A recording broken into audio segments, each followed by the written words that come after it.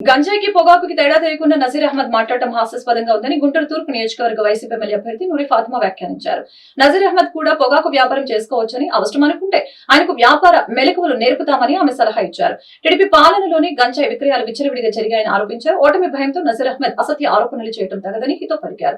స్థానిక 2 డివిజన్లో జరిగిన ఎన్నికల ప్రచారంలో నూరి ఫాతిమా పాల్గొని మాట్లాడారు. ఈ సందర్భంగా స్థానికులు ఆమెకు బ్రహ్మరథం పట్టారు. ప్రతి గడప వద్ద నుంచి ఆమెకు అపూర్వ స్వాగతం లభించింది. ఈ మేరకు ఫాతిమా ఇంటింటికి వెళ్లి నెల 13వ తేదీన జరిగే సార్వత్రిక ఎన్నికలు ఫ్యాన్ గుర్తుపై ఓటు వేసి వైసీపీ అభ్యర్థుల్ని గెలిపించవలసిందిగా కోరారు. రాష్ట్ర ముఖ్యమంత్రి వైఎస్ జగన్మోహన్ రెడ్డి అమలు చేసిన సంక్షేమ కార్యక్రమాలు ప్రతి కుటుంబంలోనూ ఆర్థిక భరోసా ఇచ్చాయని గుర్తు చేశారు. జగనన్న జన రంజక పాలనలో ప్రజలందరూ సంతోషంగా ఉన్నారని వివరించారు.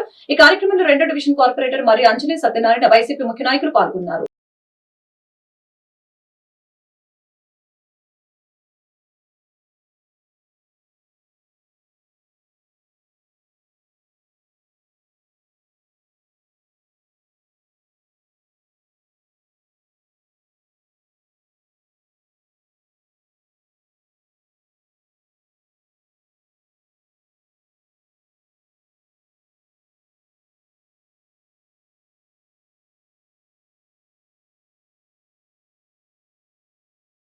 అదే నజీర్ అహ్మద్ గారు కానీ, ఆయన నాయకుడు చంద్రబాబు నాయుడు గారు కానీ, లేకపోతే పెమ్మసాని చంద్రశేఖర్ గారు కానీ గంజాయికి అలాగే పొగాకుకి ఏమి సంబంధం లేని దాన్ని వచ్చి చెప్తూ ఉంటారు.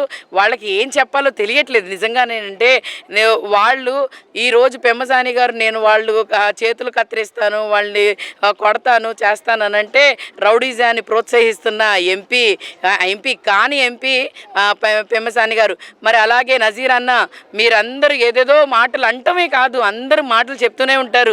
చేతల్లో చూయించాలి. మీరు మంచి చేయడానికి కూడా చేతల్లో చూయించలేరు. అలాగే మీరు చెప్తున్న బోగాస్ మాటలు వినటానికి చెవుల్లో మేమేమి దూదులు పెట్టుకోలేదు. మా అందరికీ తెలుసు ముస్తఫా గారు ఏంటో, ఈ ప్రభుత్వం ఏంటో, గంజాయి ఏ ప్రభుత్వంలో అమ్మారనేది కూడా స్పష్టంగా ప్రజలకి తెలుసు. మీరు ఎన్ని మాటలన్నా ఏవన్నా కూడా ప్రజలు మిమ్మల్ని నమ్మే పరిస్థితిలో లేరు.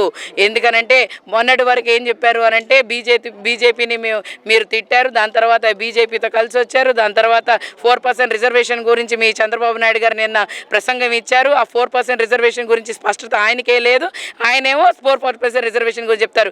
నిన్న బీజేపీ గారు మీరు అంతగా నిజంగానే మైనారిటీల కోసం మీరు కృషి చేస్తుంటే యూసీసీ ఎన్ఆర్సీ సిఏఏ గురించి ఎందుకు మాట్లాడలేదు? అలాగే పక్కనున్న నజీర్ గారు మీరెందుకు మాట్లాడలేదు? మీ నాయకుడితో ఎందుకు చెప్పలేదు? అలాగే మైనారిటీలు అంటే చిన్న చూపు చూసే మీ నాయకుడు పక్కన మీరు ఎలా ఉన్నారు? నిజంగానే మైనారిటీని సిగ్గుచేటుగా మీరు చూస్తున్నారు. అలాగే ఏ వ్యాపారమైనా మీరు ఒక్కసారి తేడాలు చూసుకోవాలి, తేడాలు చూసి మాట్లాడాలి.